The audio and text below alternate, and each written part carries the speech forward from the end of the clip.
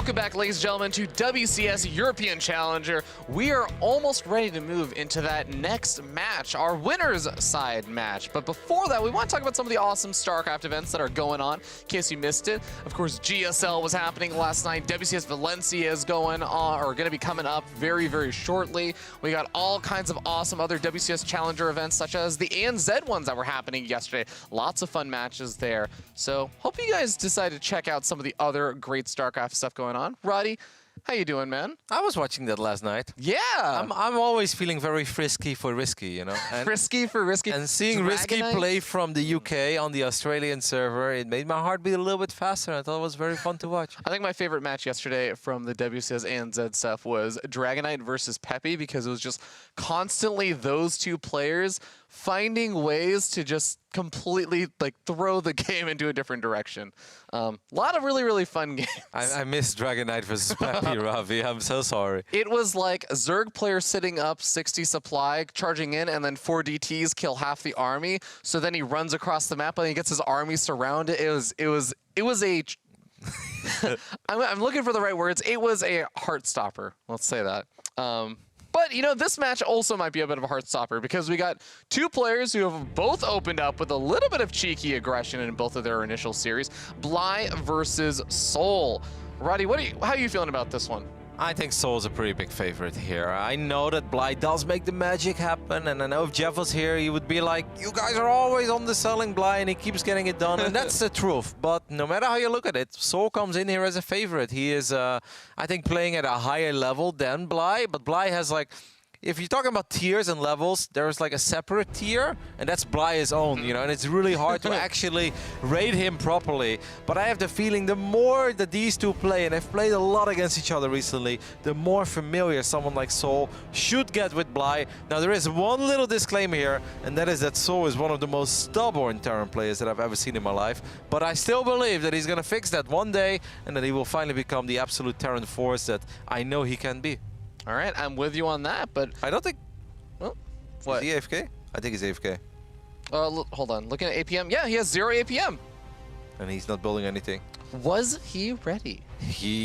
Somebody said play as ready. It's a CC first at his opponent's. That would be way too much. I mean, if you want to go CC first, most of the time you build a couple SCVs. But you know what? souL is helping us out here, Ravi.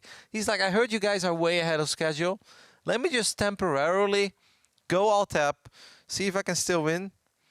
I love how nobody's poor Bly. Bly is actually playing this game very seriously, guys. He's like, he's scouting, he's expanding, and he's about to find out soon when souL finally actually taps back into the game. And he's like, whoa, we're 1 minute and 10 seconds in. All right. Our admin should eventually hopefully notice, and or souL will notice that he's in a game. And probably find out. I'm glad that I noticed. Yeah, I know, right? But I do actually want to talk about it, because you were talking about how, yes, I agree, souL is going to be pretty heavily favored on paper in this.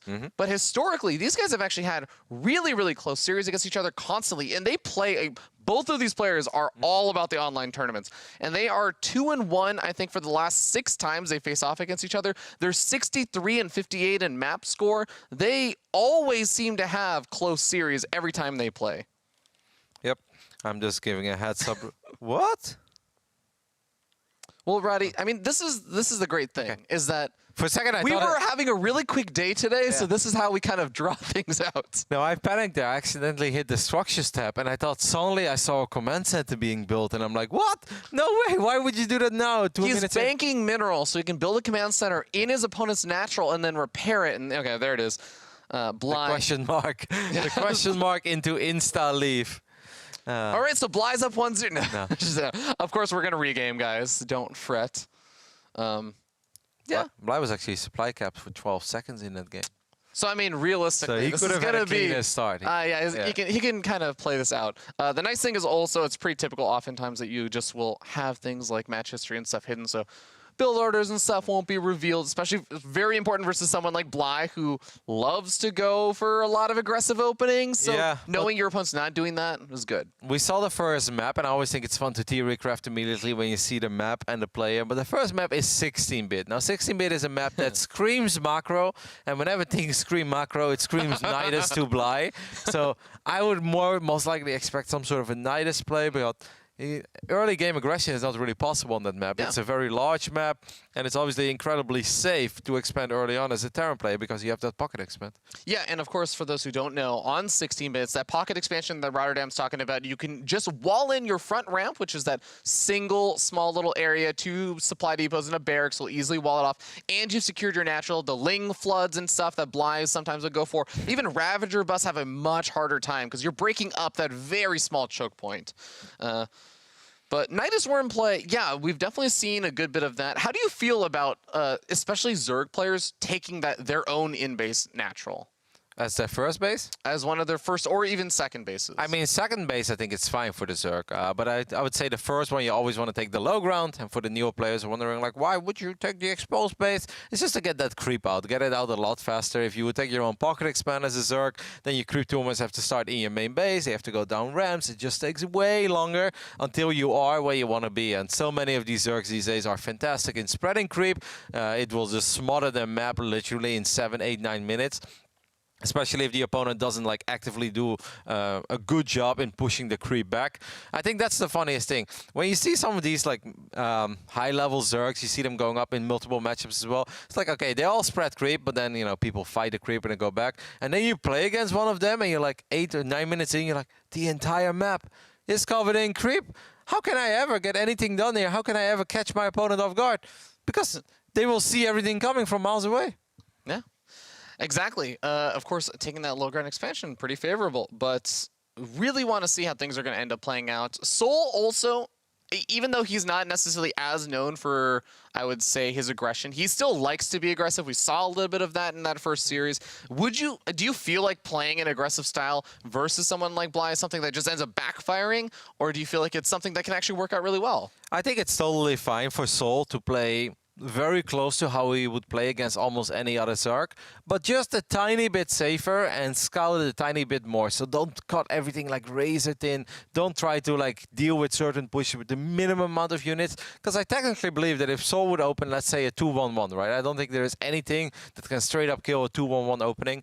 I believe that souL should in general have some decent traits. Now, Bly is not just the all-in player though. This is also important to mention. Yes, he likes to be aggressive. Yes, he likes to be very cheesy. But Bly is actually very solid in macro games, and I think he even had a period in 2016 when he was mostly playing just long, drawn-out macro, and he was doing really good. Yeah. But then eventually he kind of fell back to becoming more and more like the old-school Bly. And it's important for Bly, we talk a lot about souL, but it's important for Bly to find a good balance between his cheesy and aggressive builds, but use that ability that he has to play strong macro games. And then with the image that he has created for himself, he's going to be able to get away with a lot more greed than other players, because people are afraid to play very aggressive, very greedy against someone like Bly. Yeah, it's kind of like the opposite effect of what Scarlet had to do, where she was only playing super straight up standard play, and then she started mixing in a lot of the kind of Bly and crazy cheese. But all right, guys, we're going to be hopping into this game, introducing the players as we start up here in the top right, top of the blue, Terran player. He is OSC Elite souL. You know, the first few times that I loaded into 16-bit, it felt like my spawning base was a kitchen. Because of the tiles? Yeah. It's like, wow, who mopped the kitchen floor today? It's pretty.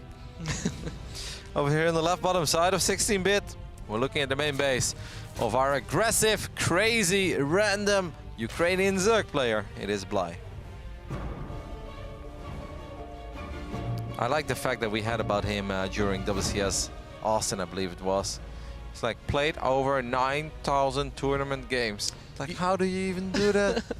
Like, that's actually so much. People will read that number and they'll be like, yeah, that's a lot, but he plays a lot, right? So it makes sense.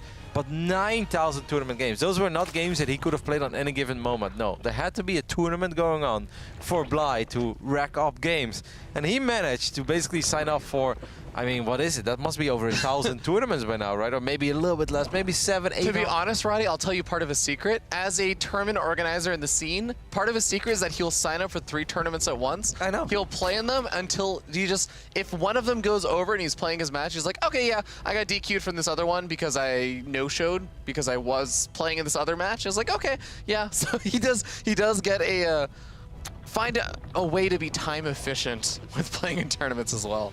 But he does play. He plays an absurd number of tournaments. I think the only person I'd even say is even close to him is actually Snoot. It's kind of underrated. People don't realize this, but Snoot plays in an absurd number of events as well. Yeah, well, I think Nurcho's up there too, though. Nurcho is pretty high up there. Yeah. Does Snoot have over 7 or 8? I guess over 7 I for know sure, that but in I think it was 2016. In 2016, Snoot played more tournament games, online tournaments, than Bly, and that's saying something. No, I mean, Jens is a grinder as well. All right, guys. So everything is very standard so far. souL is going for that Reaper fast expand. He is going to scout. He's going to see this hatchery on the low ground. Gets the first Zergling immediately. That's kind of nice.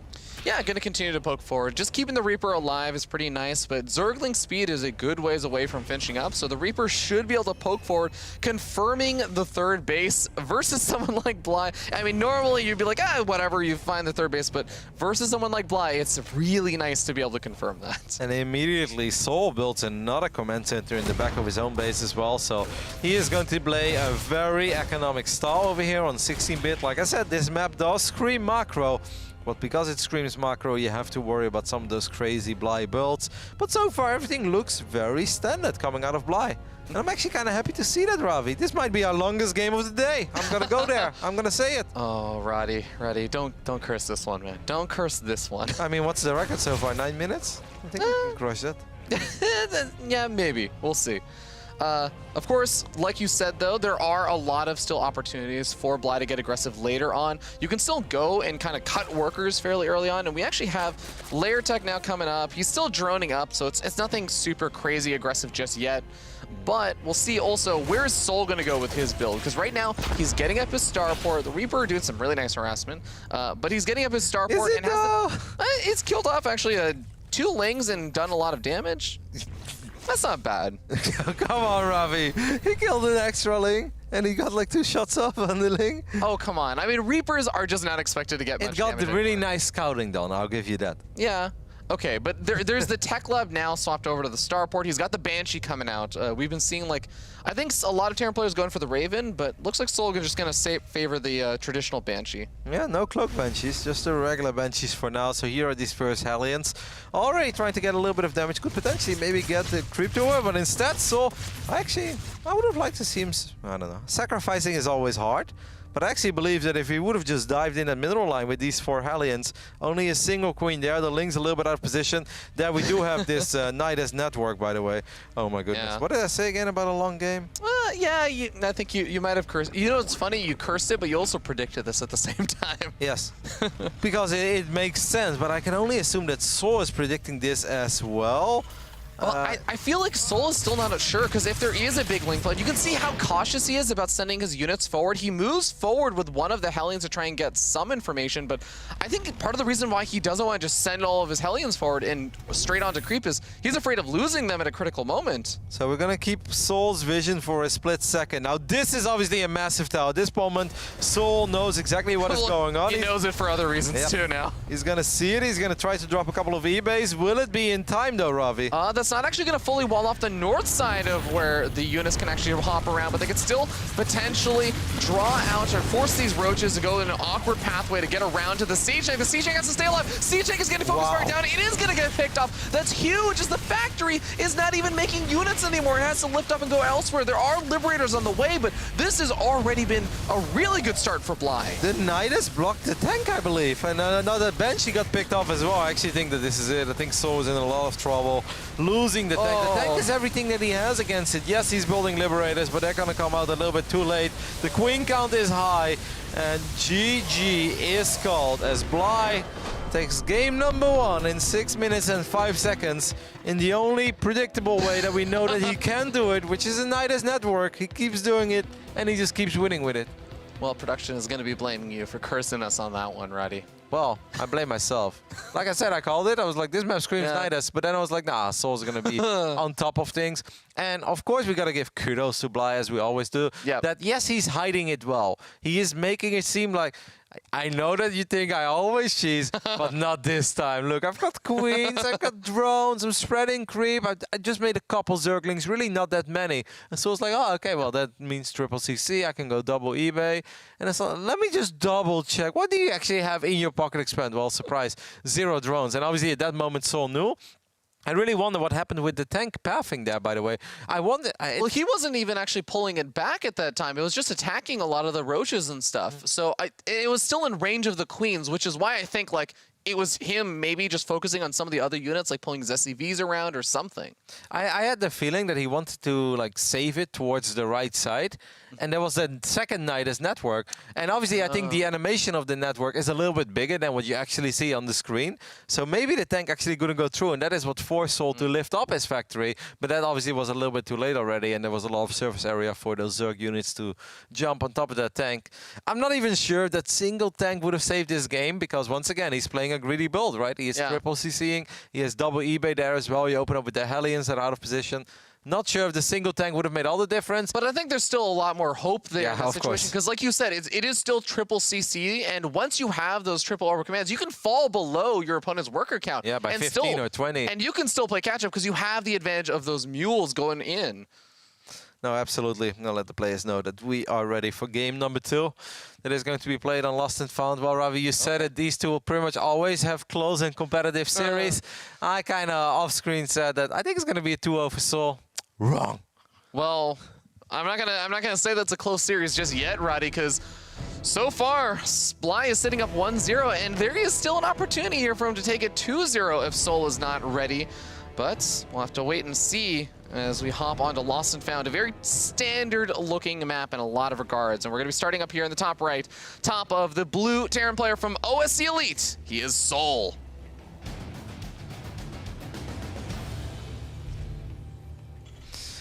Over here on the left bottom side of Lost and Found, we're looking at the main base of our Ukrainian Zerg, the man with more tournament games than pretty much anyone in StarCraft 2. It is Bly.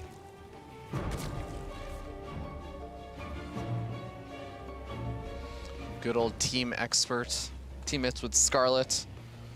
And I know Jeff was talking about it. They do talk a lot. But, okay, we already got a pool first opening. It's not a super early pool. It's not like a 12 pool by any means. But this is still a early enough pool that you can be a little tricky with some early lings. You can try and delay a command center, pick off the SCV. We'll see how many lings he actually ends up committing to something like that. And if souL will actually catch on to this. Probably 6 to 8, right? Yeah, I think 6 could be more than enough. Yeah, I've seen, you know, if there's like the different numbers of lings, you can go for 2 if you're really, really conservative. You just want to be kind of annoying and delay the command center. 4 is sort of a similar thing, but more committed. And then 6, I think you're looking for SCV kills. You're looking for SCV kills. And 8, I think you're looking for a cancel on the command center. I think that's a really good way to describe it. So, of course, the most important thing here for Bly, guys, is that he makes sure that he spots the Reaper that we are expecting coming out of souL on the other side of the map, and that the Reaper does not find the Zerglings.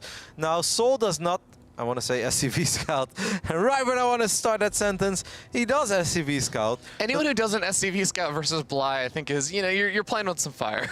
So it's very important that he keeps the Reaper, I think, close to home, keep it close to your orbital command, because as you know that this is indeed a pool before hatch, and these guys are super good.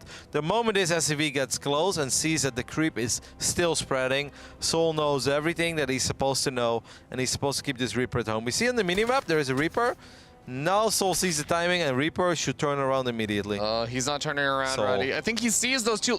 You're not 100% sure sometimes. Like, how many lings did they actually make? He's going after the 2 lings to try and save his SCV, but now those other 4 lings are going to get to the other side of the map. He's going to be able to delay that command center by at least a little bit. Yep, I mean, saving that 1 SCV is nice, but it also means that you're going to struggle a little bit harder at home. The Marine gets surrounded by these Zerglings. Good little pickup there by Bly.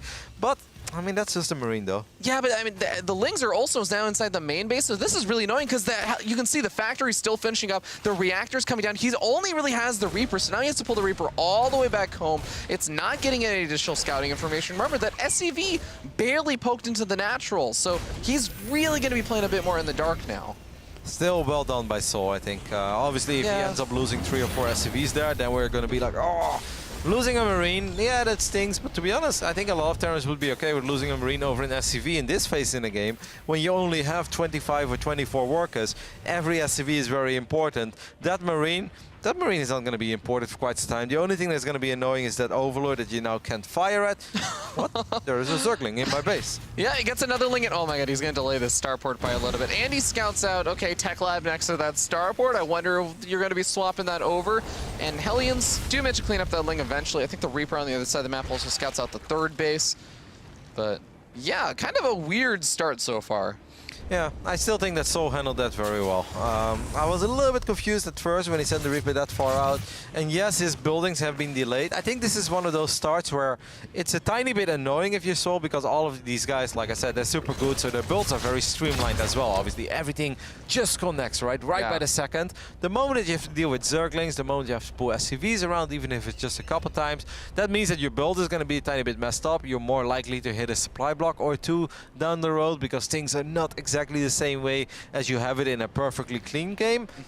But I still think he handled it well, and I think that souL's in a, you know, somewhat decent position. I definitely don't think it's bad or something. Yeah, I think that I don't want to oversell this as like, oh, souL's in like a really bad position, but I think it's the fact that there are all these things that are not supposed, like the Lings are not supposed to get through the supply depot. The Reaper isn't supposed to be totally out of position when you go for the SCV scout. So it's all these things that are like, this isn't supposed to be happening. And I know that souL's one of those players that does sometimes tilt in his games when things are not quite going how he wants them to, but... The Zerglings have picked off the Reaper, but there is a medevac heading towards the main base. Queens have to go off creep. I wanted to say no, there's a tiny bit of creep on the left side. So you gotta be very careful with that medevac.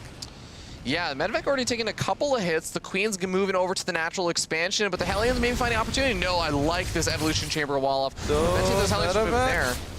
Oh. Medevac takes a lot of damage. I mean, these Hellions are obviously going to get a couple of drones, maybe 7 or 8 even. Yeah, that's pretty good damage for 4 Hellions. 5 drones for the Medevac went down as well, though. Yeah, if he had maybe gotten 3 or like so more, like maybe it becomes a bit more okay. But you're right, with the Medevac loss, that's a big deal. And we got Banshees following it up. He does have Cloak this game as well, so there's still an opportunity to get some damage done. Wow. There's no spores either. He does have Lair, but there's no spores as of right now. Ravi, that's a very fast infestation pit, isn't it? I'm actually not 100% sure on this one. He's also going for Carapace upgrades, and I'm not sure either, unless he wants to play Roach Infestor or something. I mean, Swarmos don't really make any sense here. We've seen some of the Swarmos plays really fast. Oh, there's a couple of drones going down by the third, I think, right now with the Banshee. Cloak Banshee have showed up, and like you said, there are no Spore Claws. There is an Overseer. Good job there by Bly, saving that drone for a split second. Losing 3 drones obviously stings a little bit, but it's not too bad. At the same time, he's pressuring on the other side of the map. This seems like a little Roach donation, but maybe he just wants to get a couple of SCVs. Yeah, I mean, he does at least get a couple of SCVs, so he gets something for his troubles, but there's a super fast hive. This is an insanely fast hive, and this is kind of risky too, given that Banshees are such a common thing to be going for. The funny thing is, though, souL has only been moving into the third. He scans the natural, and the big tech reveal is actually in the main base, not in the natural or the third. Yeah, I mean, that scan didn't tell him anything at all. So I've seen Bly do this before. I'm kind of expecting a Spire, probably, right? Like, you want to... Okay, he's getting a couple of Infestors. I don't hate the Infestors as, like, even just a safety play. If you still want to go for the Spire, you want to have something, right? I mean, you have to... Or unless he's going to rush out Vipers. Do you think he's going to do that? I mean, Bly with Infestors and Vipers, that doesn't sound like Bly to me. If he was up against like a mech composition, maybe, but versus this kind of composition, I think the Infestors kind of makes sense, though, because for the Fungals to help deal with small groups of Marines and stuff, and just buy time. I get that, but why the hive then? Adrenal glands? Well, no, I think it's like the Infestors, it's just 3 Infestors, right? So it's like a transitionary unit to help keep you alive for a little bit while you maybe get out Ultras, because he's getting up the fast Carapace upgrade as well. And yeah, there's the Ultra Cavern. I think we also had an attempt at some harassment with the Banshees on the south side of the map, but they get denied, actually, by the Queens. And now a Changeling is going to actually end up spotting them as well. It's so fast. 7 minutes and 40-second Ultras. I mean, maybe if the Marauders don't really have all the upgrades yet, and obviously souL is pretty heavy on the Marine count as these Roaches are still being annoying. So souL's going to fly into the main base, and I think to even his own surprise, he's going to see that the hive is done. Now, he will be able to get quite a bit of damage done, I think. That's 5 drones, and Bly is not super rich, so this actually does hurt, kind of. Yeah, at the same time, the double drops try and move over the 4th base. They force a lift up. The Medevac's going to try and focus fire down, or the Queen's trying to focus on the Medevacs, and he almost gets one of them. Some good transfuses. He does manage to snipe off that Medevac. Some of these Marines are definitely going to end up dying, but overall, a decent defense from Bly. Yeah, that really wasn't all that bad. I mean, the Banshees get picked off there in the end as well. He did lose a couple drones. I would like to see Bly at least go up to like 70-something drones, because Zerg play is in the low 60s. I always feel that then you're one bad fight away against Terran of literally being out of the game, because then you just can't really bounce back anymore. I don't think Bly is aware that this drop has came back into his main, so he's going to end up losing a few more. At the same time, we've got Roaches trying to deny this support base on the other side of the map. And over at the 4th base, the Banshee is also going ham on some of these drones now. Bly is getting picked apart from every side, but also trying to pick apart his opponent. And at the front, he gets a good fungal growth, forces back a lot of these units. That's the kind of utility value of those infestors. But like you said, he has fallen a bit down to a kind of uncomfortable number of drones. It's still okay at 62, but it's very close to not being able to support these ultras. I mean, in Bly's ideal world, he didn't lose any drones. He just rushed out those ultras, and he completely surprised his opponent when they were working with only Marines. And then maybe you can just run it over. You land a fungal or two. This Medevac is still going. The main base, he's going to be killing off a bunch more of these drones, killing off an extractor, and just buying himself time. Bly would love to make this big push out right as +1 finishes up, right as chitinous plating finishes up, right as +2 armor finishes up. This is his big timing, his big attack that he's been going for. And if he gets delayed even just a little bit, as he has to go back to the 3rd base to defend. souL is dropping that drop that was active in the main base, now to the low ground as well. Thought maybe he could get a couple drones there. Instead, he's going to settle for a little bit of creep. There is a fungal that does connect with the Medevac, but that's about it. And souL knows that as long as he buys time, things are going to be okay for him. He's been doing a lot of economic damage, and we're actually looking at a Terran play that has a far superior economy to the Zerg at this point. So just, he has a Ghost Academy already. Get that Marauder count up, get that Siege Tank count up. Don't lose too many of your Marines. I feel like he's almost baiting out those fungos. He's like, yeah, I'm starting here with all my Marines, and then he picks all of them up. A very, very narrow timing window, because once you get fungled, you're kind of in a bit of trouble if the Marines are still on the low ground. But here we go. Bly's finally getting ready to move in. Siege tanks are sieged up. There aren't really any Liberators out just yet, but the Ghosts are still on the way as well. This is Bly's timing. Can he make it work? This is not, I think, something you ever want to attack into, even with chitinous plating. The planetary finishing up, good spread on the tanks, plenty of bio to fall back on.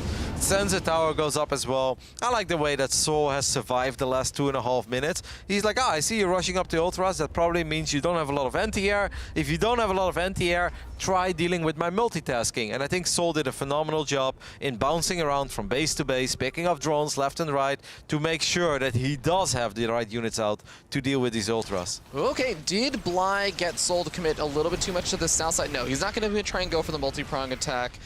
He does have a few Lings that I think are trying to make it to the north side, but he's going to have to deal with the double drop on the south side of the map. That gets a cancel on one of those bases, and he should be able to push this back and reestablish that base. A couple of Roaches over by souL's 3rd base are going to be able to do some damage from behind that mineral line. That's actually very nice. It's a little 3-Roach run by. He's able to one-shot those SCVs. So gets a few, but I mean, souL's still sitting very comfortably at 72 workers, and that's obviously more than enough for a Terran player. Unless your name is TY, then you want to have 92. But most Terrans will be totally okay with having 74 SCVs and being able to drop a couple Muse as well, as he gets another cancel or even a kill. Yeah, no cancel on that one. So really, really big wins here for souL as he's buying a lot of time. I think that the Spore Caller and the Lings are very much ready in the main base, and unfortunately souL is focused on the main fight right now, so he's going to lose those drops, but is he going to be losing a lot of his army in the center of the map? The Siege Tank's getting some big shots off, but he loses quite a few of them as well. Yeah, a lot of tanks going down there. It feels that souL's army wasn't as big as it could have been, because we're looking at a maxed out Terran, and that army that we just looked at, that wasn't a maxed out Terran army. He just lost a lot of his units, I think, to like the Medevac drops and kind of pulling around in this multi-prong harassment. I think there is that kind of moment you always have to realize as a Terran player, where like, okay, it's time to get my unit or my army together and go for the push through the center, and maybe do some harassment, but if you bleed out too many units, you suddenly realize, actually, my army is still smaller than my opponent's. I do really like the way that souL has been avoiding those infestors. Those infestors have not been able to make any impact at all, as these Marines are going to stim around, try to get a couple drones here and there. So Bly's had enough of this. He wants to go for a counter-attack, but there isn't really much that he can find here. Maybe a tank? Nope, not even a tank. I don't think he's got an adrenal glands just yet, even though he's been on Hive. I guess he's been sort of starved, sitting only on 64 workers and making very expensive units like a Broodlord, or maybe 11 of them. Okay, that's a lot. Okay, this might really catch souL a bit by surprise that there are so many of them, but he still has a lot of the ghosts. Ghosts are a great answer to the Broodlords as long as he can get into a good position. I love that Bly's been able to keep those infestors alive though, and those infestors are so key in preventing some of those snipes from coming down. Oh, well, there goes one of those 3 infestors that was actually pretty much full on energy as well, so that's obviously a very painful way to start.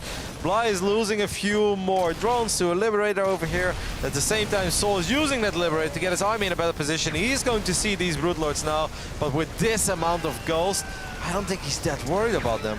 It gets a little weird, right? You can go for a lot of these snipes, but with 1 or 2 good fungal growths, if you catch some of these ghosts, there actually aren't that many left over anymore. There are so many Broodlords. I don't think he has enough snipes to handle this. Those fungus that you mentioned, they absolutely happened there on the north side. I actually thought that souL was going to do much better here. He's still doing all right, but he's not going to be able to clean up the Broodlords, and I think that's sad, because with the amount of goals that he had, if he would have landed the snipes that the Terran players dream of, I'm pretty sure he was able to pick off 5-6 very quickly. Yeah. And of course, those infestors are going to be remade now, as it looks like I think Bly realizes how important they were for that fight. And now he has to keep these Broodlords alive. This is where things get a little bit dicey for both sides, because souL now knows, okay, there are 11 Broodlords out on the map. I need to get up all of my defenses in gear, get up more Ghosts, get up more Vikings as well, and that's where things get complicated. Now, what is Bly going to start remaxing on? He's making a lot of Ultras right now. He's making some of those Infestors, but if you just rely on Broodlords and Ultras, you're really making sure and hoping that you do not let your opponent get the snipes off. These are some very happy Broodlords. They're very floppy. They're just chilling down there on the south side. They just want a big engagement. Now, I do like what you said there. Obviously, if souL shows up with, let's say, 20 Vikings and suddenly then 8-9 Ultras show up, and the few goals that he does have, they get fungled once again, and the Ultras get on top of it, then things can still spiral out of control. I really feel that souL has had a lock on this game ever since he started to do a lot of economic damage. On the south side of the map, south center, there was a little bit of a drop. He's actually killing off just a Spore Caller for now, but the drop is actually heading over to the main base at the same time. Meanwhile, the drop on the top side got defected. That didn't really do that much. One Infestor does get picked off there. Broodlords chasing Medevacs. That's kind of a sad thing to see. Medevac! Okay. There is a lot going on here, and he does move forward. The Vikings very, very aggressively. They're also not too... Okay, I was about to say they weren't too clumped up, but then they clump up. Corruptors are on the way as well. I know he was building quite a few. A couple of Vikings do get picked up. I mean, these trades are somewhat okay for souL because he's been a lot richer and he still has those bases as well. He's going to push forward one more time. It's right before 3-3 and right before advanced ballistics. So it's kind of a risky moment for souL gonna lose to a move lot out. of these ghosts as well in this kind of exchange, so not entirely ideal. He manages to salvage and save some of them as he tries to take that bottom right-hand base. Once the Terran player gets this spread out, though, this gets a little bit weird for both the Zerg and the Terran player because their bases just feel so vulnerable. You know what I love about these drops? Is that he's just flying over creep for like almost half a minute.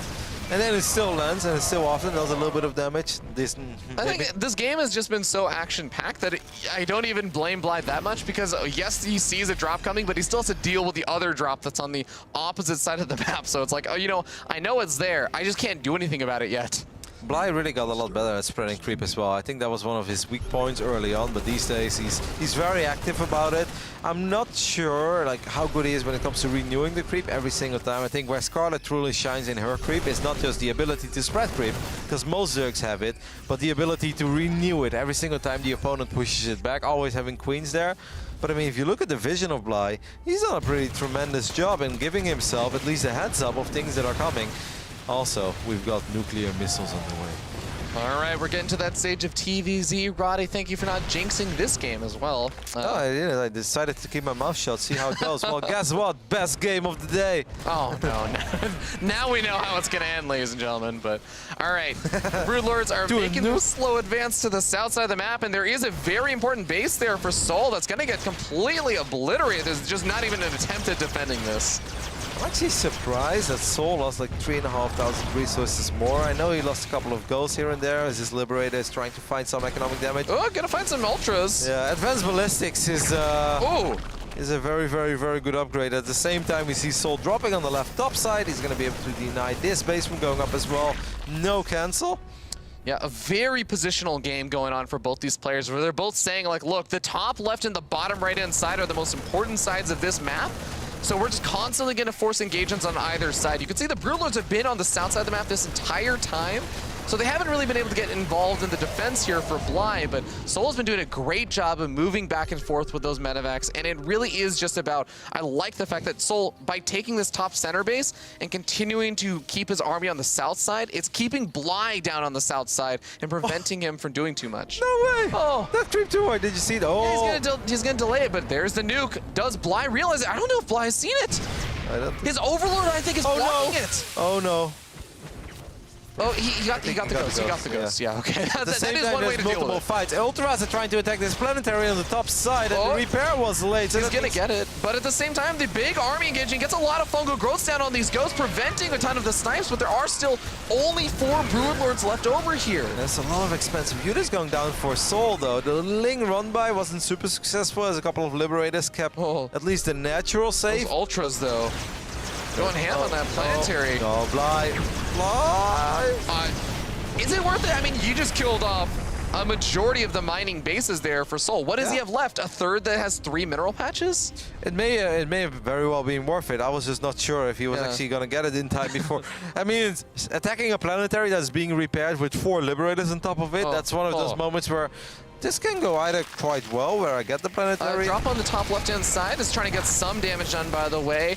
This game is just kind of getting a little bit nutty. The Marines make their way behind the mineral line, but the Ultras can fit back there. The mineral patches have been mined out enough, so he managed to survive as he pushes in on the south side of the map as well. The Liberators is what make things complicated. We have currently, how many? No Corruptors at all?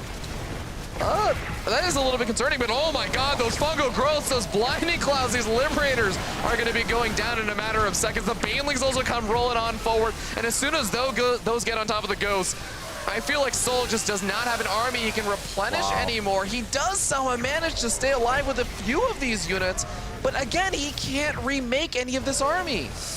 He's going to be able to pick off most of these Broodlords, though, so that means that Bly has lost his entire army as well. And yes, Bly is remaking 9 Ultras as he's getting a cancel on this base. Did he pick off that other orbital? No, the other orbital floated into the main. I was about to say, souL really needs a mining base.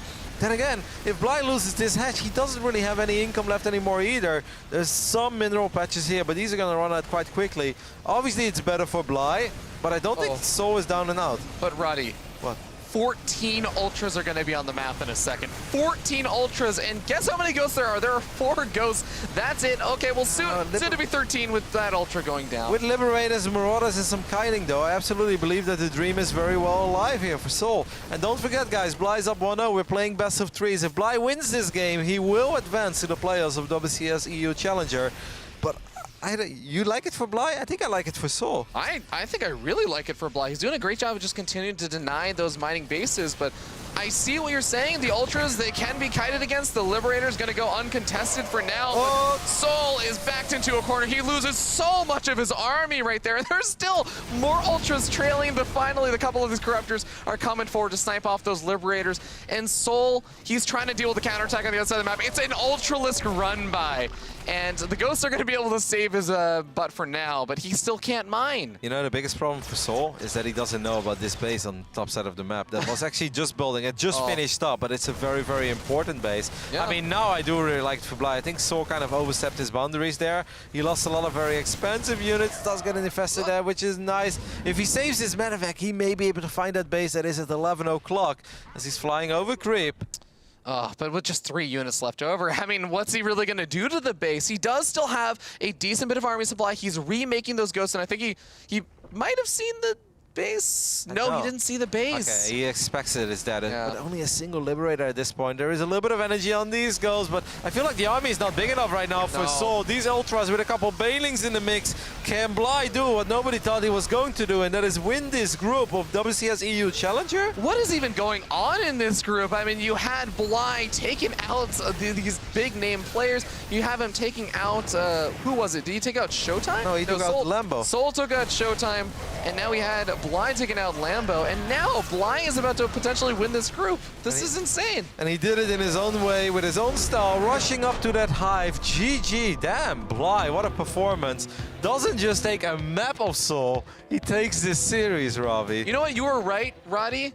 They aren't always super duper close 2-1 series, but that last game was close. And I think my favorite part about this, you were talking about this before. Bly plays that cheesy style. He goes for the Night Storm in the first game. The second game, that was just straight up macro. Yeah, well, it's straight up macro in Bly's own way. It was. No, like obviously he shows us there that his mechanics are good, that he knows how to spread creep, that he knows how to inject, that he knows how to use spellcasters, because that one fight where he had no Corruptors, I mean, obviously you can take some blame there, or you can put some blame on souL for having all the Liberators clumped up, but the uses of Parasitic Bomb and Fungal Growth together is truly what saved him in a couple of those fights. Yeah. But Bly can do it, but he still did it in his own way. How often do you see 7.5 minutes hives being done? It was nutty. Rushing into Ultras. And the funny thing is that I actually felt that souL did the right thing. Rather than trying to attack straight up into Bly, I feel like Bly's build is designed to just barely survive, clean up that army, and then counterattack with Ultras and win. But souL didn't do that. He did a really good job in dropping everywhere, finding openings.